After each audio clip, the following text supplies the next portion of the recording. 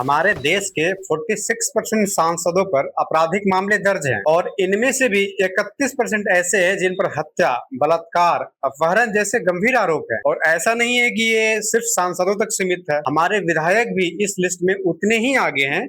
अगर मैं दिल्ली के हालिया यानी कि 2025 के विधानसभा चुनाव की बात करूं तो 70 में से 43 ऐसे विधायक जीते हैं जिन पर आपराधिक मामले दर्ज थे और इन 43 में से भी 37 विधायक ऐसे हैं जिन पर गंभीर आरोप हैं। बलात्कार, हत्या की कोशिश, महिलाओं के खिलाफ अपराध जैसे मामले हैं। और ऐसा नहीं है कि किसी ने बस आरोप लगा दिया है या एफआईआर दर्ज करा दी है, बल्कि ये वो मामले हैं जिन पर अदालत में विभिन्न आरोप तय हो चुके हैं, मतलब जांच हो चुकी है, सबूत जुट चुके हैं, गवाह मिल चुके हैं और यही वह मामले हैं। समस्या इतनी छोटी सी लगती है, राजनीतिक पार्टियां अपराधियों को टिकट ना दे और लोग अपराधियों को वोट ना दे, लेकिन इतनी छोटी सी समस्या के लिए लड़ाई 1990 से चल रही है और आज तक इसका हल नहीं निकला है। 1990 में एसोसिएशन फॉर डेमोक्रेटिक रिफॉर्म यानी कि एडीआर ने राजनीतिक में अपराधियों के मुद्दे पर दिल्ली हाई कोर्ट में एक पीआईएल दाखिल की। दिल्ली हाई कोर्ट ने इस पीआईएल को स्वीकार भी कर लिया, लेकिन जैसे ही यह फैसला आया, हमारे ही चुने हुए नेताओं ने मिलकर इनके खिलाफ सुप्रीम कोर्ट में अपील कर दी और जब सुप्रीम कोर्ट ने भी इस अपील को खारिज कर दिया तो हमने वो देखा जो शायद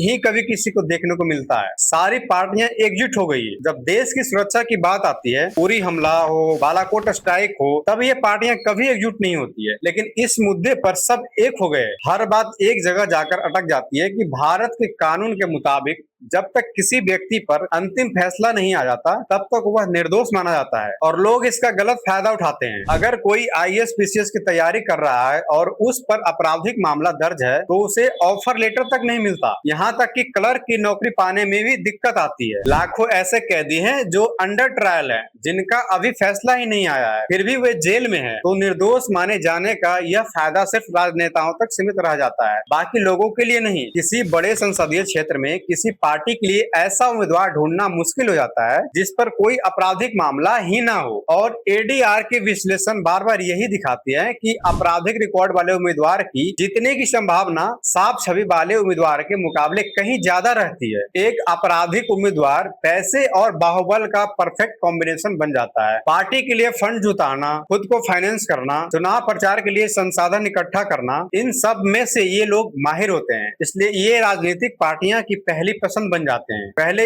इनकी इतनी मांग नहीं थी, पहले ये सिर्फ भीड़ जुटाने और बूथ कैप्चरिंग तक सीमित थे। जैसे जैसे इनकी उपयोगिता बढ़ी, ये पार्टियां की पहली पसंद बनते गए। राजनीतिक पार्टी की मजबूरी तो समझ आती है, लेकिन जाति और सिस्टम की नाकामी की वजह से लोगों को इन्हें वोट देने की मजबूरी होती है। आजकल एफआईआर दर्ज कराने के लिए भी आपको सोर्स की जरूरत होती है। वहीं अगर आप अपनी जाति के किसी दबंग नेता के पास चले जाएं, तो आपका काम हो जाएगा। वो आपके बारे में थोड़ा बहुत देखेगा लेकिन काम कर देगा। यही तथ्य है कि सिस्टम कमजोर है, लोगों को इन्हें वोट देने पर मजबूर करता है और ये लोग यह सुनिश्चित करते हैं कि सिस्टम कभी मजबूत ना हो। अगर हम ध्यान से देखें तो हर राजनीतिक नेता एक ही बात समझाने की कोशिश करता है कि सिस्टम खराब है, इसमें कमजोरियां हैं और मैं आपको इस सिस्टम से बचाने के लिए यहाँ आया हूँ। और गरीब के अधिकारों के लिए लड़ते लड़ते वह खुद अमीर होता चला जाता है। जीतने का एक सीधा सा फॉर्मूला है, पहले एक क्षेत्र को चुनो, फिर उस क्षेत्र का जातिगत हिसाब लगाओ और जो जाति बहुमत में है उसमें से किसी रॉबिन हुड, बाहुबली टाइप व्यक्ति को चुन लो। जो काम सिस्टम नहीं कर पाता वो काम तुम करो। सेंटर फॉर मीडिया स्टडी यानी कि सीएमएस की रिपोर्ट के मुताबिक पिछले लोकसभा चुनाव यानी कि 2019 में करीब 60,000 करोड़ रुपए खर्च हुए थे। भारत पूरी दुनिया में चुनावों पर सबसे ज्यादा खर्च करता है, अमेरिका से भी ज्यादा। अब आप भी सोचिए, अगर कोई इतना पैसा लगा रहा है तो क्या वो अपने निवेश पर रिटर्न नहीं चाहेगा? इसी तरह सभी राजनीतिक पार्टियों की आपस में दुश्मनी है, कई वैचारिक मतभेद है, लेकिन जब बात पार्टी फंडिंग में पारदर्शिता की आती है तो सब एकजुट हो जाते हैं। ये लोग कभी पार्टी फंडिंग में पारदर्शिता नहीं आने देंगे और जब ये सत्ता में आते हैं तो पूरा सिस्टम इनके हिसाब से चलता है। जो पुलिस अधिकारी इनकी लाइन पर नहीं चलता उसका तबादला कर दिया जाता है। देश में प्रति लाख आबादी पर औसतन 150 से आसपास ही पुलिसकर्मी उपलब्ध है, लेकिन जब राजनीतिक नेताओं की सुरक्षा की बात आती है तो उनकी हिफाजत में पुलिस बल की एक अलग ही टुकड़ी तैनात रहती है। जबकि सवाल यही है कि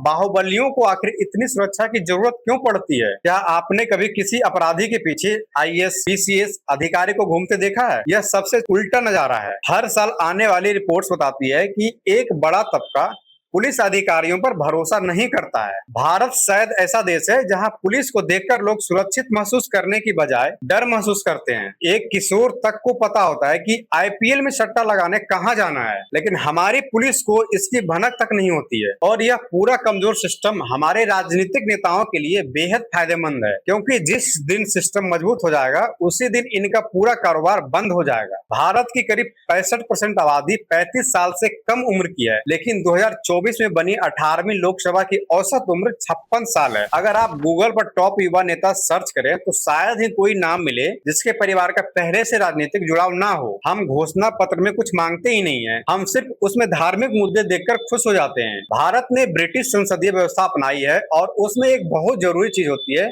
कि जिसे शैडो कैबिनेट कहा जाता है। हमने उसे छोड़ दिया है। बहुत कम लोग इसके बारे में जानते हैं और ये लोग हमें यह जानने ही नहीं देते कि इसमें होता क्या है। वित्त मंत्रालय का उदाहरण ले तो सत्ताधारी पार्टी के वित्त मंत्री के समानांतर विपक्ष का एक वित्त मंत्री नियुक्त किया जाना चाहिए और सत्ताधारी पार्टी के वित्त मंत्री की गतिविधियां विपक्ष के मंत्री के जरिए जनता तक पहुंचनी चाहिए। यही तरीका हर विभाग में अपनाया जाना चाहिए और यह जनता के लिए बेहद फायदेमंद होगा, क्योंकि भारत में हर मंत्रालय इतनी छोटी छोटी चीजों में उलझा रहता है कि यह पता लगाना मुश्किल हो जाता है कि गलती किस मंत्री की थी। ऐसे कई सुधार है जिनकी मांग हमें राजनीतिक पार्टियों के घोषणा पत्र में करनी चाहिए, क्योंकि हम हमेशा मंदिर और मस्जिद को लेकर उलझे रहते हैं। इन सारी चीजों को एक साथ ठीक नहीं किया जा सकता, लेकिन एक चीज हमारे हाथ में जरूर है, कम से कम हमें किसी अपराधी को वोट नहीं देना चाहिए। ऐसा नहीं है कि चुनाव लड़ने वाले सभी लोग अपराधी हैं। हमें बस इतना करना है कि जो भी उम्मीदवार अपराधी है उसे वोट ना दे, चाहे वह हमारी पसंदीदा पार्टी का हो